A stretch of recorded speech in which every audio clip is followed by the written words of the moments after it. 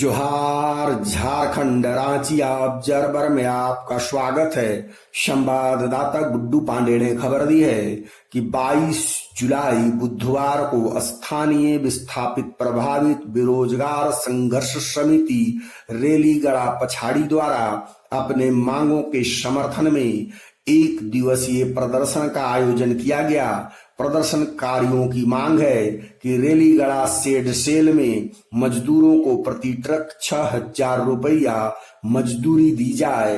रेलीगड़ा में 30 वर्ष पूर्व बने 248 दंगल वर्तमान में मौजूद नहीं होने के कारण मजदूरों का शोषण हो रहा है। इन 248 दंगलों को समाप्त कर दंगलों का नए सिरे से निर्माण कराया जाए। रेलीगड़ा शेड सेल में 12,000 की अवैध वसूली बंद की जाए।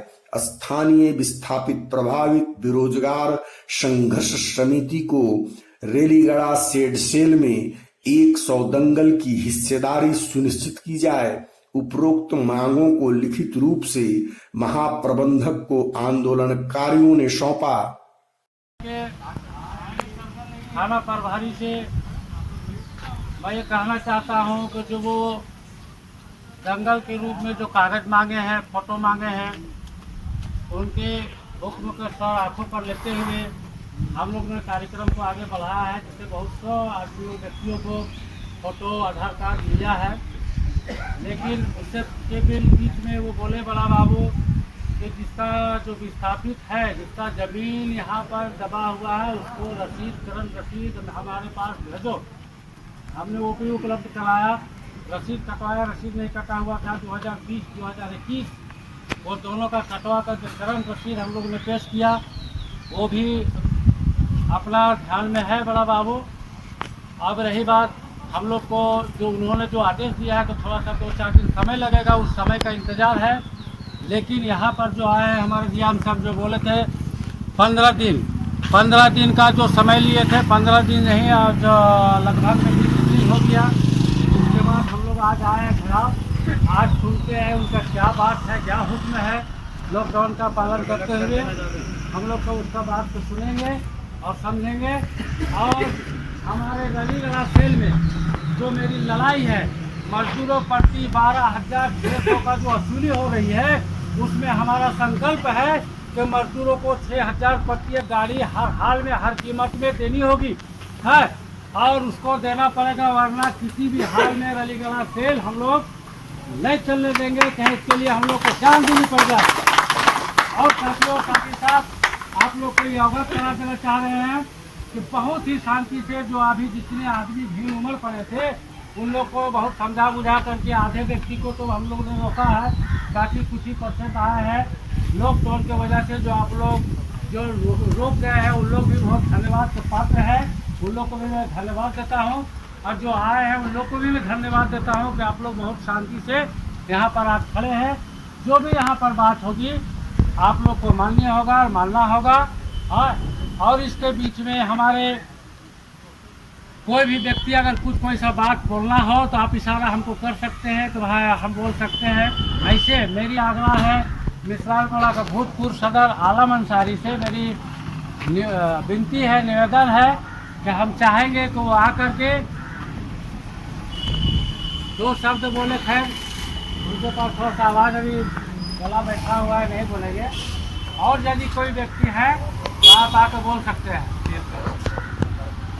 फिर से मैं 2 शब्द में फिर से साथियों, खासकर मैं कुछ बातों को भूल गया था, अंततः हमारे दिमाग में आया, उस बात को हम फिर से रखना चाहेंगे कि लेबर और मजदूरों के नाम से लगभग रेलीगड़ा सेल में 35 वर्षों से 248 दंगल है, और उस दंगल का बहुत से प्रमाण भी अभी नहीं है, लुप्त हो जा चुके हैं, जिसमें वो कुछ जिंदा है और कुछ गुजर गए इस दुनिया से। अभी हमारा कहने का मतलब है कि 12,600 रुपये की वसूली होती है। 12,600 रुपये की वसूली होने के बाद मजदूर को मात्र 2,000 से लेकर 3,600 रुपये तक ही दिया जाता है। इसमें से कि सारा जगह में मजदूर का आड़ लिया जाता है, मजदूर का नाम बेचा जाता है, और मजदूरों को बहलाया फुसलाया जाता है और मजदूरों का शोषण होते चला आ रहा। मैं कहना चाहूँगा साथियों कि 12,600 अगर लेता है तो वो मजदूर को क्या उसमें से कितना देता? आज 3600 रुपये लगभग मिलकर उन लोग को बंदर बाट कर दिया जाता है।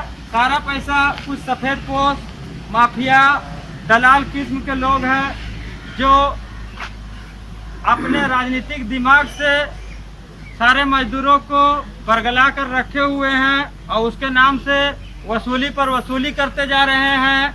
उन लोगों का शोषण भारी मात्रा में किया जा रहा है और अगर हम लोग सोए रहे तो रेलीगढ़ा सेल में आने वाले दिन में इन बिचौलिए इन माफियाओं के द्वारा वहां पे कब्जा कर लिया जाएगा और बाकी लोग को जीवन में भी रोजगार मुहैया नहीं होगा। आज साथियों हम लोग इतने संख्या में बहुत कम संख्या में आए हैं इसलिए कि आज लॉकडाउन का समय भी चल रहा है। उसको देखते हुए हम लोग बहुत से लोगों को अपने घर में रहने की सलाह दिया कि हम लोग ज़्यादा वहाँ पे भीड़ भाड़ ना करें, मास्क लगा के जाए और हम लोगों को जो आश्वासन मिला था हमारे आदरणीय महाप्रबंधक महोदय द्वारा कि 15 दिनों के अंदर मैं सफल वार्ता करूंगा और आप लोगों को रोजगार से जोड़ने का काम करूंगा। लेकिन साथियों आज तक हम लोगों से बात नहीं किया गया, जिसके बाद हम लोग आज हमारे आदरणीय महोदय महाप्रबंधक साहब का घेराव करने पर हम लोग बादी हुए और हमारी मांगों पर अगर पहल नहीं किया जाता है 100 दंगल का तो हम लोग आंदोलन को और आगे जारी रखेंगे। अब आगे हमारे बड़े भाई 20 मिनट खड़ा रहिए। अब आगे हमारे बड़े भाई हमारे आदरणीय चलेंगे हम लोग। हमारे वरिष्ठ नेताजी बड़े भाई पुरुषोत्तम पाड़े भैया को हम अपना विचार प्रकट करने को कहते हैं। संघर्ष समिति जिंदाबाद जिंदाबाद जिंदाबाद।